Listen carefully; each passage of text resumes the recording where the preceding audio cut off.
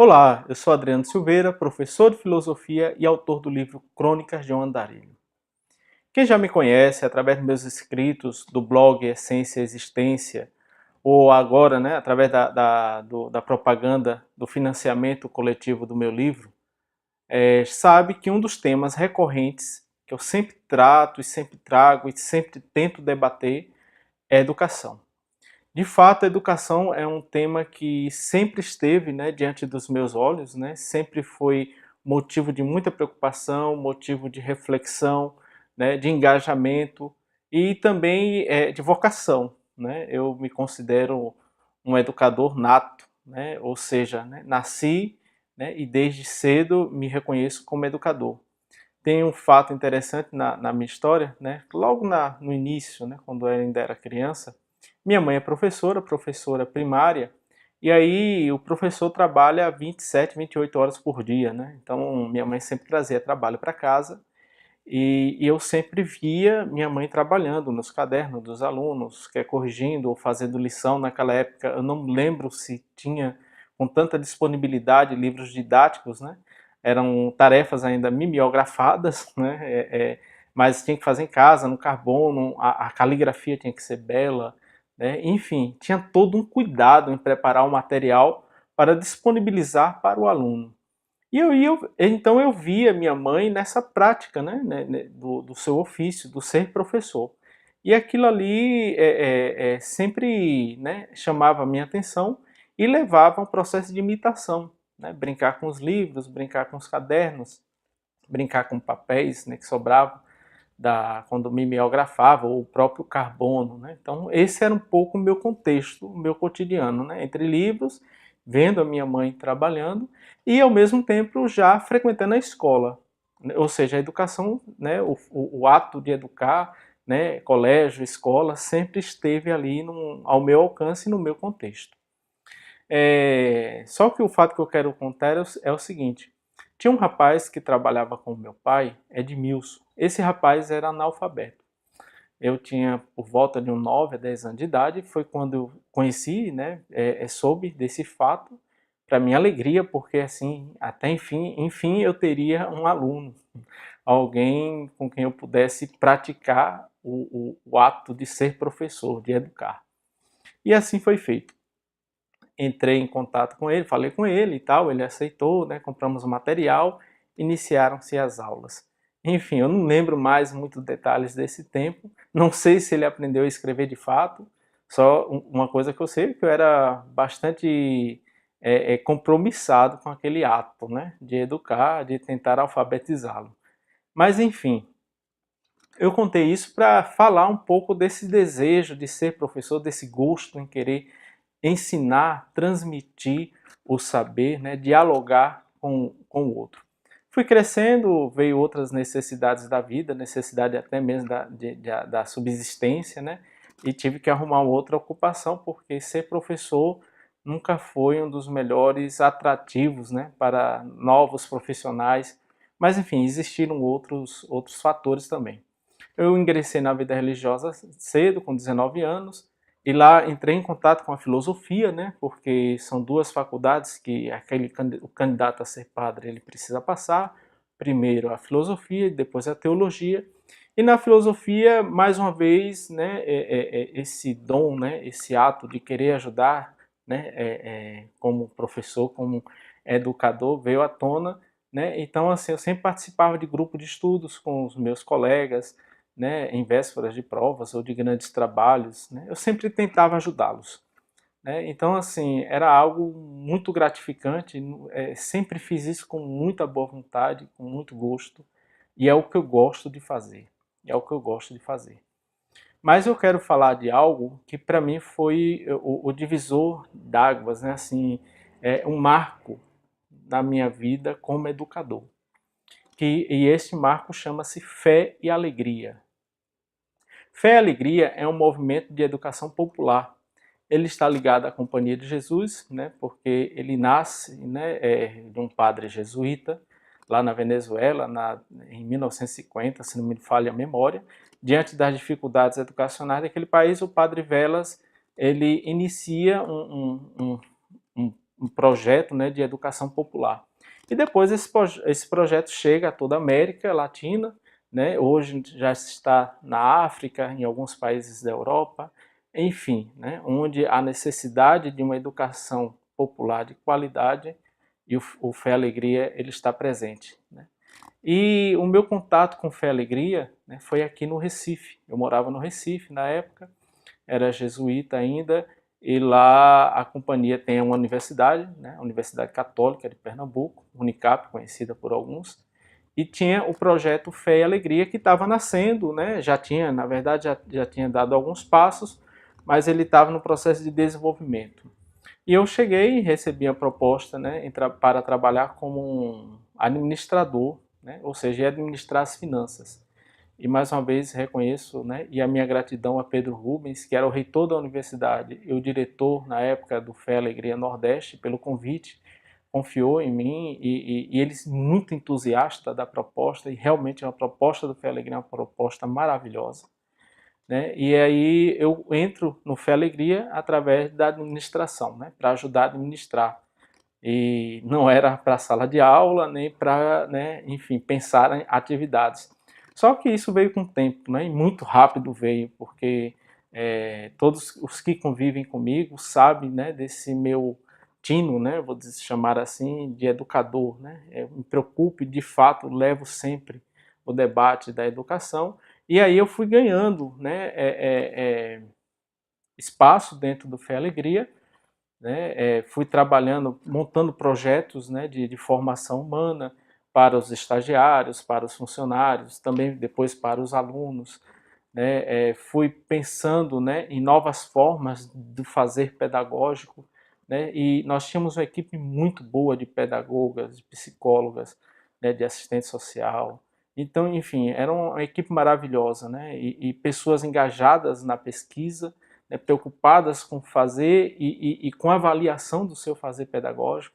Aqui eu trago, né, a memória a professora Graziela Brito, né, uma grande pedagoga, uma grande mulher, uma pessoa assim maravilhosa, de uma dedicação sem igual, né, ao seu fazer pedagógico, ao seu ato de ensinar, de ser professora, de ser mestre. E com ela eu também aprendi muito, muito, muito mesmo. Não só eu, como todos aqueles que passaram pelo Fé e Alegria. E o Fé e Alegria era diferente de todas as outras instituições de ensino que nós conhecíamos, porque o Fé e Alegria, né, isso era para ser a regra, né?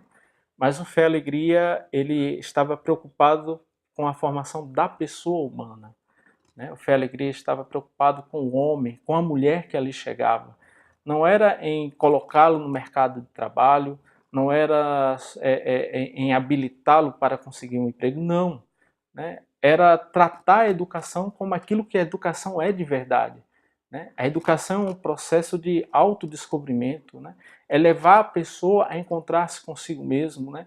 É levar a pessoa a dar passos, né, na direção do outro, a abrir-se para o mundo, a abrir-se para o novo, a encantar-se com a realidade, né? Então, assim, o processo educativo do Fé e Alegria, todo ele era construído sobre essas bases, né?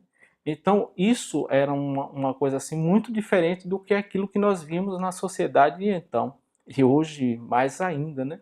Que era as escolas lutando para colocar os seus alunos, né, entre as maiores notas do Enem, entre as maiores, né, números de aprovações em vestibulares difíceis, mas, enfim, não se preocupa muito com o homem, com a mulher, com o sujeito que está ali, né? Então, assim, ele vira mais um meio de promoção daquela escola, daquela instituição, do que ele sendo, né, de fato, vou chamar objeto, mas, enfim, não vou chamar objeto, não. Aquilo que deveria ser o centro, né, ser a vida da escola, a pessoa. Então, o Fé e Alegria, nós conseguimos muitos resultados positivos desse tipo, né? Aprovação em vestibulares, colocação no mercado de trabalho, sim, tudo isso existia, mas não era a nossa finalidade. A nossa finalidade era trabalhar o homem, né? E nós tínhamos um público que vinha de uma situação de vulnerabilidade social muito grande, né? Porque por ser o Fé e Alegria uma fundação, um movimento de educação popular, né, e que muitas das suas verbas vinham da filantropia, nós tínhamos que atender a uma certa parte da população, a parcela, né, e o governo nos dizia qual era essa parcela, né, precisava atender certos critérios. Então eram pessoas que vinham de realidades paupérrimas, né, algumas até, né, quase ali a miséria, e realidades muito difíceis.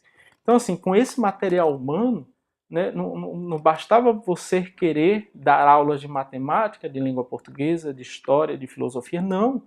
Nós tínhamos que trabalhar primeiro o humano, né? Nós tínhamos que descobrir quais eram as feridas daquela pessoa, né? Como nós poderíamos, né, ajudar a aumentar a sua autoestima.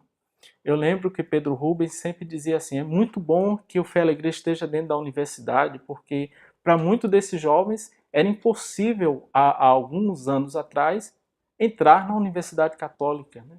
Então, assim, até esse pensamento, né, vejam, né, é algo assim profundo, porque era um limite, né? Aqueles jovens passavam ali pela Conde da Boa Vista, enfim, mas nunca vislumbravam poder entrar numa universidade católica, né, alguns anos atrás. Então o Fé e Alegria estava ali, o Fé e Alegria realizava um belíssimo trabalho, ainda realiza, né, mas voltado numa educação integral do homem, integral do homem. E isso foi o que eu aprendi com meus colegas do Fé e Alegria, isso foi o que eu aprendi, né, com todos aquelas pessoas que faziam, os profissionais que faziam parte do Fé e Alegria Brasil, do Fé e Alegria da América Latina, né, em respeitar, né, a humanidade, respeitar o outro, né, e cuidar do homem. Isso é educar. Isso é educar. Né? E isso era assim, o Fé e Alegria, depois, né, alguns colegas que fizeram parte desse processo podem comentar isso, né, e porque eu escuto muito isso de vocês, né, que fizeram parte desse programa, né, desse projeto. Na minha época, fala, nossa, Adriano, foi um tempo muito bom, né, eu tenho saudades, eu aprendi muito com vocês, porque o Fé e Alegria partia desse princípio do acolhimento, coisas assim, pequenas, sabe? Em acolher as pessoas, em tratar bem, né, em deixar o ambiente, né, acolhedor para que a pessoa sinta-se bem ali, para que o processo educativo possa de fato acontecer. Então nós trabalhávamos muito isso, muito, muito, muito, muito mesmo. Trabalhávamos com formação dos professores, trabalhávamos com formação dos estagiários, formação dos funcionários, formação dos estudantes. Então, assim, pensávamos nesse projeto como um todo. Né? E é por isso que eu sou muito feliz e digo que o Fé e Alegria é um marco na minha vida, é um marco. Eu lembro quando eu morei em Portugal, eu fui convidado umas 2 vezes para falar do Fé e Alegria na Faculdade de Ciências Sociais, né? E as pessoas ficavam assim maravilhadas com o projeto, com a proposta do Fé e Alegria, né? Porque assim não é uma proposta, né, tão distante, né? Não é algo do outro mundo, não, mas é aquilo que a educação deveria ser, né? Então, assim, o Fé e Alegria vale a pena, né? É um projeto maravilhoso, é um projeto que constrói a humanidade, é um projeto que valoriza pessoas. E é um projeto profético até, porque hoje a realidade das escolas são muito difíceis. Né? Eu vejo por mim, né? Eu deixo meu currículo em algumas escolas e é engraçado não, é trágico, porque assim, eles falam, não, bom e tal, mas não é o nosso perfil, né? Enfim, eu fico me perguntando qual é o perfil dessas escolas, né? E ao mesmo tempo fico muito preocupado, falando, nossa, mas os pais não se preocupam em saber como seus filhos estão sendo educados? Se o pai diz que quer a felicidade do filho, quer a felicidade da sua filha, né, será que ele não está percebendo que esse meio, que essa engrenagem que aí está, não está conduzindo seu filho à felicidade? Será que os pais não se preocupam com a educação? Né? Então isso é algo que me martela nesse último tempo, últimos tempos está martelando muito a minha cabeça.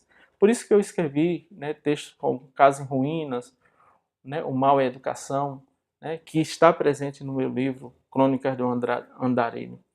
Enfim, gente, eu queria falar sobre isso hoje, né, e vou voltar a trazer outros temas sobre educação, né, que eu acho muito interessante, que a gente precisa debater muito mais. Não podemos deixar, né? A educação entrega ao mercado, né? Vamos falar sobre o que é vida. E educação é preparar para a vida e é preparando para a vida, porque nunca se deixa de aprender, como se diz, e nunca se deixa de se descobrir, né? Então nós seremos eternos educandos, eterno educando. Tá bem? Fiquem bem, muito obrigado em ter chegado até aqui, né? E um grande abraço e até a próxima.